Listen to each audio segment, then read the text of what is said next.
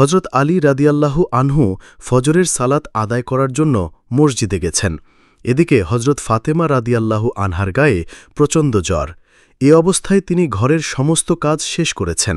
আলী রাদিয়াল্লাহু আনহু মসজিদ থেকে এসে দেখেন ফাতেমা কান্না করছেন। হজরত আলী জিজ্ঞাসা করলেন, ফাতেমা, তুমি কাঁদছ কেন? ফাতেমা কোনো উত্তর না দিয়ে আরও জোরে জোরে কাঁদতে লাগলেন। আলী রাদিয়াল্লাহু আনহু কয়েকবার প্রশ্ন করার পর ফাতেমা রাদিয়াল্লাহু আনহা কাঁদতে কাঁদতে বললেন, আমি স্বপ্নে দেখেছি যে আমার আব্বাজান হজরত মুহাম্মদ সাল্লাল্লাহু আলাইহি ওয়াসাল্লাম আমার ঘরের মধ্যে ঢুকে কি যেন তালাশ করতেছেন। ঘর থেকে বাহির হওয়ার সময় আমি পিছন দিক থেকে আমার আব্বাজানকে ডেকে বললাম, আব্বাজান, আপনি কি তালাশ করতেছেন? তিনি বললেন, আমি তো তোমাকেই তালাশ করছি মা, তোমাকে নিয়ে যাওয়ার জন্য এসেছি। আরও বললেন, আজকে তো তুমি রোজা রাখবে আলীর দস্তরখানায় আর ইফতার করবে আমার দস্তরখানায়।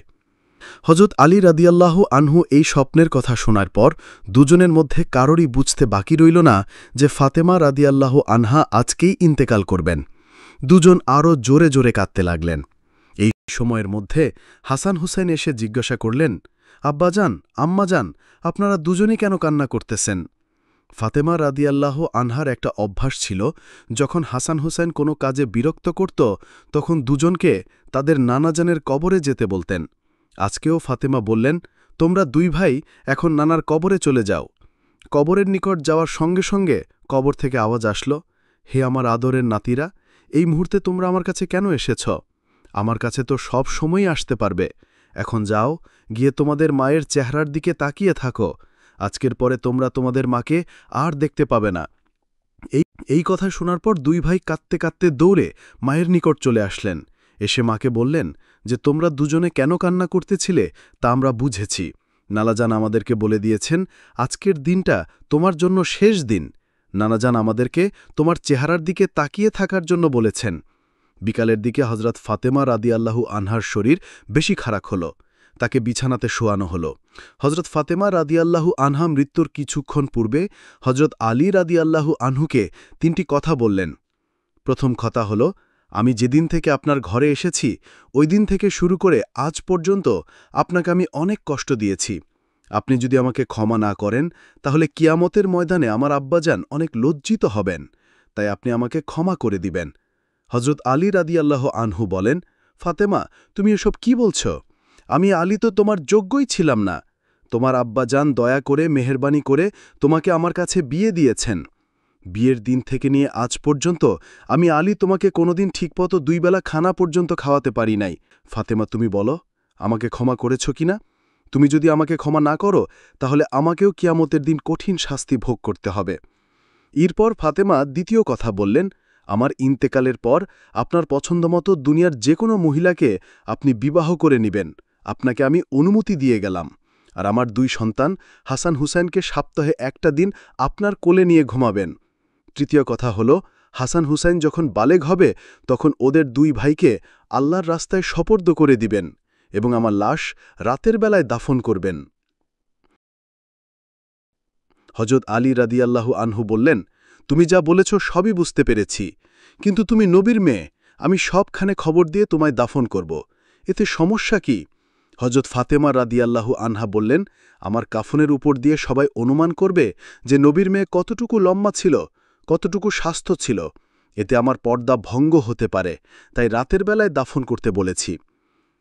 হজরত ফাতেমা রাদিয়াল্লাহু আনহা ইন্তেকালের পর তার লাশের খাটিয়া বহন করার জন্য মানুষ মাত্র 3 জন, হজরত আলী রাদিয়াল্লাহু আনহু এবং শিশুপুত্র হাসান ও হুসাইন রাদিয়াল্লাহু আনহুম। হজরত আলী মনে মনে ভাবছিলেন যে খাটিয়া বহন করার জন্য মানুষ আরও একজন প্রয়োজন, তবেই 4 কোণায় 4 জন কাঁধে নিতে পারবে। এমন সময় হঠাৎ করে হজরত আবু যর গিফারি রাদিয়াল্লাহু আনহু চলে আসলেন এবং খাটিয়ার 1 কোণা বহন করলেন। হজরত আলী রাদিয়াল্লাহু আনহু অবাক হয়ে প্রশ্ন করলেন, বললেন, হে আবু যর, আমি তো ফাতেমার ইন্তেকালের কথা কাউকে বলি নাই, আপনি জানলেন কিভাবে? হজরত আবু যর গিফারি রাদিয়াল্লাহু আনহু বললেন, আমি আল্লাহর রসুল সাল্লাল্লাহু আলাইহি ওয়াসাল্লামকে স্বপ্নে দেখেছি। তিনি বললেন, হে আবু যর, আমার ফাতেমার লাশ বহন করার জন্য লোকের অভাব, তুমি তাড়াতাড়ি চলে যাও। হে আলী, আমাকে তো হুজুর আকরম সাল্লাল্লাহু আলাইহি ওয়াসাল্লাম বলেছেন, তাই কাল বিলম্ব না করে আমি অতি দ্রুত চলে এলাম। হজরত ফাতেমা রাদিয়াল্লাহু আনহাকে যখন কবরে নামাচ্ছেন তখন হজরত আবুজর গিফারি রাদিয়াল্লাহু আনহু কবরের কাছে গিয়ে কবরকে উদ্দেশ্য করে বললেন, হে কবর, তুই কি জানিস আজ তোর মধ্যে কাকে রাখব?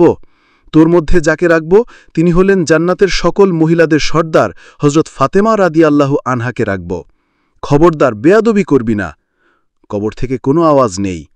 হজরত আবুজর গিফারি রাদিয়াল্লাহু আনহু আবারও কবরকে বললেন, হে কবরের মাটি, তুই কি জানিস আজ তোর মধ্যে কাকে রাখব? তোর মধ্যে যাকে রাখব তিনি হলেন বেহেশতের সমস্ত জওয়ানদের সর্দার ইমাম হাসান হুসাইনের আম্মা। খবরদার, বেয়াদবি করবি না। এবারও কবর থেকে কোনো আওয়াজ আসল না। এরপর হজরত আবুজার গিফারি রাদিয়াল্লাহু আনহু আবারও কবরকে উদ্দেশ্য করে বললেন, হে কবরের মাটি, তোর ভেতরে আজ যাকে রেখে যাচ্ছি তিনি হলেন বিশ্বনবী দুজাহানের বাদশাহ রসুলে করিম সাল্লাল্লাহু আলাইহি ওয়াসাল্লামের কলিজার টুকরাকে রেখে যাচ্ছি। কবর, বেয়াদবি করবি না। ঠিক তখন আল্লাহ তাআলা কবরের জবান খুলে দিলেন। কবর থেকে আওয়াজ বেরিয়ে এলো, হে আবুজর, আমি অন্ধকার ঘর, আমি সাপ বিচ্ছুর ঘর, আমি এমন একটি ঘর যার মধ্যে কোনো বংশ পরিচয় কাজ হয় না। আমি দুজাহানের বাদশার মেয়ে ফাতেমাকে চিনি না, আলীর স্ত্রীকে চিনি না, হাসান হুসাইনের মাকে চিনি না, জান্নাতের মহিলাদের সর্দারিনীকে চিনি না। আমি শুধু চিনি ঈমান আর আমল। আমার মধ্যে যে ঈমান আর আমল নিয়ে আসবে আমি তার জন্য প্রশস্ত হয়ে যাব আর সে শান্তিতে থাকবে। আর আমল যদি খারাপ হয় তার অবস্থা চূড়ান্ত হয়ে যাবে।